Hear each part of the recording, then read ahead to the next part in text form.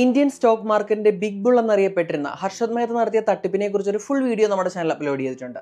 എന്താണ് ഹർഷദ് മെഹ്ത നടത്തിയെന്ന് പറയപ്പെടുന്ന സ്റ്റോക്ക് മാർക്കറ്റ് മാനിപ്പുലേഷൻ? സ്റ്റോക്ക് മാർക്കറ്റിൽ ഏതെങ്കിലും ഒരു പ്രസ്തുത കമ്പനിയുടെ സ്റ്റോക്കിന് ഡിമാൻഡ് കൂടുമ്പോഴാണ് അതിന്റെ വില കൂടുന്നത്. ഉദാഹരണത്തിന്, ഒരു കമ്പനി നല്ല രീതിയിൽ വളർന്നുകൊണ്ടിരിക്കുകയാണ്, മികച്ച റിസൾട്ടുമുണ്ട്. അങ്ങനെ ഡിമാൻഡ് കൂടുമ്പോൾ സ്വാഭാവികമായും ഓഹരി വില വർദ്ധിക്കുകയും ചെയ്യും. എന്നാൽ ഈ പറയുന്ന ഡിമാൻഡ് ഉണ്ടല്ലോ, അത് വ്യാജമായി ക്രിയേറ്റ് ചെയ്താലോ?